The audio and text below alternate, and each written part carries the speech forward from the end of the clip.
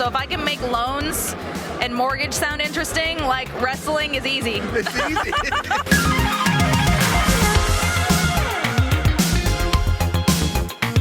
Hey guys, welcome back to another interview here on Tone In Entertainment. Today we're at WrestleCade 2023. And I'm joined by Brittani Houghtlen. How you doing, Brittani?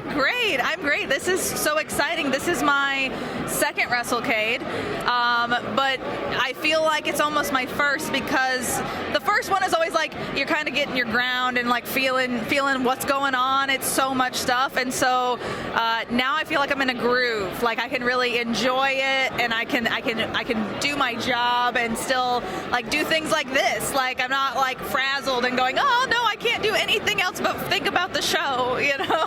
Okay, so this is my first year here, and I feel it's overwhelming, I think, for your first time here, right? So much. Right? It is so crazy here. It is one of those things of like, I had no clue. I mean, I had always known about WrestleCade, and it was always a dream for me to work at WrestleCade. Ever since I started in wrestling 8 years ago, it was a dream to work for WrestleCade. And it took me 7 years to get there, because I mean it's such a who's who, and you know, not to be like, but I'm an announcer and a commentator. I'm not a professional wrestler, so like the recognition that announcers and commentators get, they usually get their flowers way later in life, you know, like when they've retired or when they're like, you know, gone. So it's one of those things of like being here now, you know, as a young 30-something. We'll keep it at that. Yeah, it's really exciting. It's like that. You said it took you 7 years to get here. So how do you keep up the determination, the thrive to keep on doing this, and to get here where you are today as a guest and as an announcer? For WrestleCade, for some of the matches here this weekend. Yeah, I'm announcing at the Super Show, and then I'm doing commentary for Ladies Night Out with Veda Scott, and then I'm announcing also for Ladies Night some of the matches. So I'm pulling double duty, and then announcing for AML as well. So how I kept up, I guess I'm not a quitter. No, it kind of just, you know, it had to do with connection. It had to do with getting myself out there. The way that WrestleCade found me, Tracy Myers, one of the creators of WrestleCade with Brian, they had seen my stuff, and they had seen that I was out there and I was doing things and I was making the connections and I was working all these different shows and I was putting myself out there in the social realm. And it became like a thing where when I finally did reach out to them, because I didn't even reach out to them until last year, because I in my mind I'm like, I'm not there yet. I'm not. They're gonna look at me and go, we're not gonna. We could put somebody else in that spot that would draw, you know, because like no one knows me in North Carolina, or at least I thought no one knew me. Yeah. But I've seen the people over at your booth today, though, so that makes the story, right? And so like instantly they were like, oh yes, you know, we've seen your stuff, we love it, it's great, and I was like, me? Right. Like what? So they've been nothing but amazing. Tracy and Brian both have been so welcoming and so loving, and have made this experience so much more than just showing up, signing things at a booth, going and doing a show. Like it's become a whole familial production kind of thing. Like, yeah. It is crazy just walking around here, the mega stars that are here, and then you have a booth and I have a booth, and it's kind of surreal, isn't it? Right? Yeah, we made it. We made it. We did it. We did it, Mom. Now, in addition, of course, to doing your ring announcing, your commentary, I saw on Facebook or Instagram or something the other day, some social media, because you are a social media person out there, that you posted like all the line of things you had to do in like one day, and how you got them all done before a certain time period. Yeah. So how do you keep up even that kind of energy? I know how hard it is running an entire channel, in addition to work life and jobs and spouses and everything else. I mean, and I'm thankful. I mean, like low-key thankful I don't have kids yet. So it's one of those things of like, juggling that, I can only imagine that's going to be a whole nother thing. But I am a marketing director by day. That is my quote-unquote shoot job, as people call it, my day job, the job that helps me be able to do more of this. So I work with a bunch of loan officers. I run all of their social media. I do all the videos, all the editing, all the graphics, and all that kind of stuff. So if I can make loans and mortgage sound interesting, like wrestling is easy. It's easy. It sells itself almost. Yeah, but, yeah.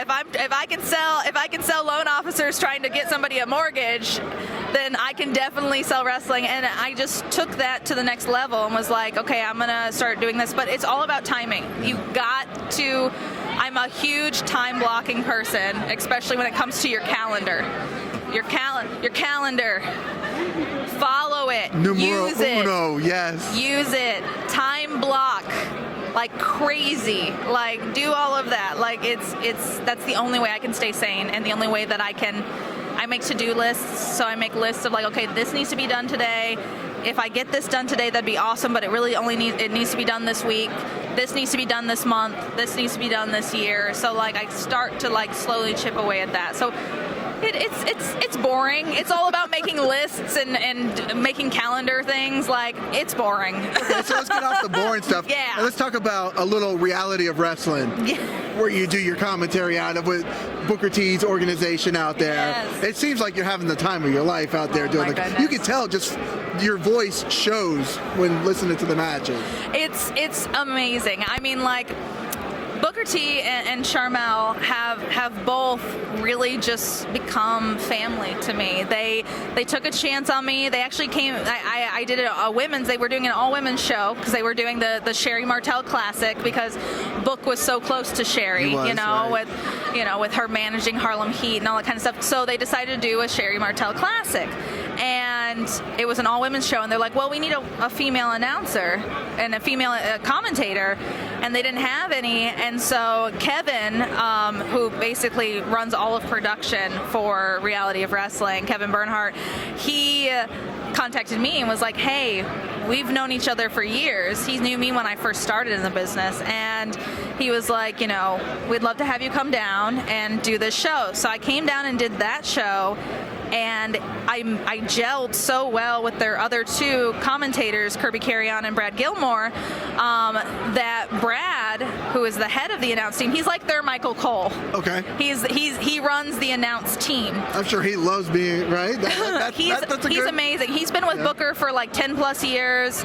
They have a podcast together called Hall of Fame that's on ESPN. It's on a couple other platforms, and they do that weekly. And like he's been by Booker's side for forever. So when he says somebody's good or he likes somebody, Booker listens. And so they brought me back, and then eventually, like probably about 6 months in, they were like, we want to make you an official, like permanent resident of Reality of Wrestling. So now it's my home. And now I'm known as Book's Girl because, like, like other promoters, when they talk to their people, they're like, oh yeah, Book's Girl's coming. And I'm like, when did I become Book's Girl? Like, I love it. Right. But people know me because of Reality of Wrestling. So it's surreal. It's surreal to have Booker T and Queen Sharmell as my bosses.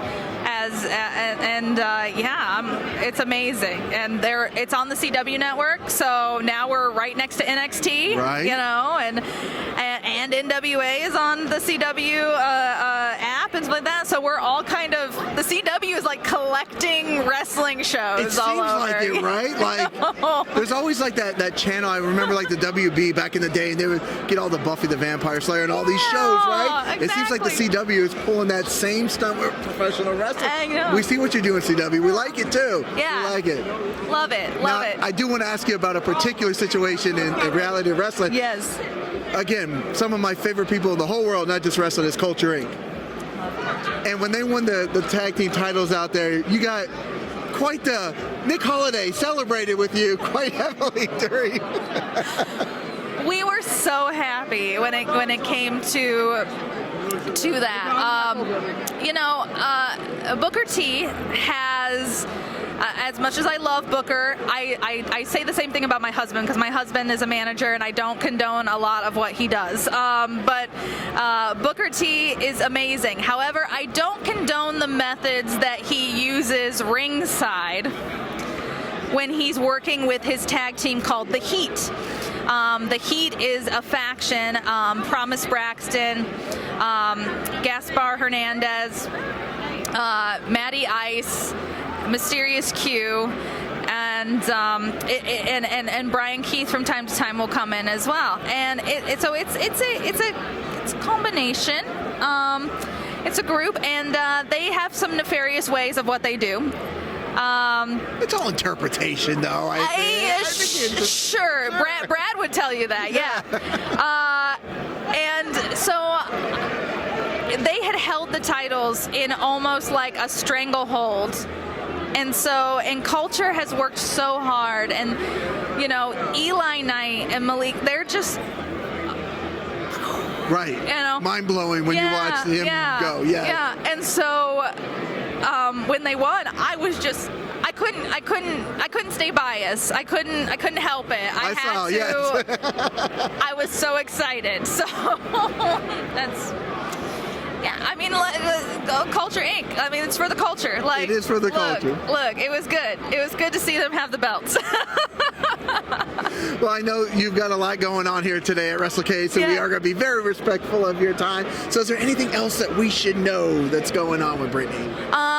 Just make sure you follow all my social medias at Look It's Brittany, and make sure that you enjoy wrestling and support independent wrestling, because, you know, the future stars that you see at WrestleCade and at other giant big conventions are the people that you're literally going to be able to hang out with and shake hands with, you know, on a smaller scale now. So invest. If you're any type of investor in the arts, invest in professional wrestling.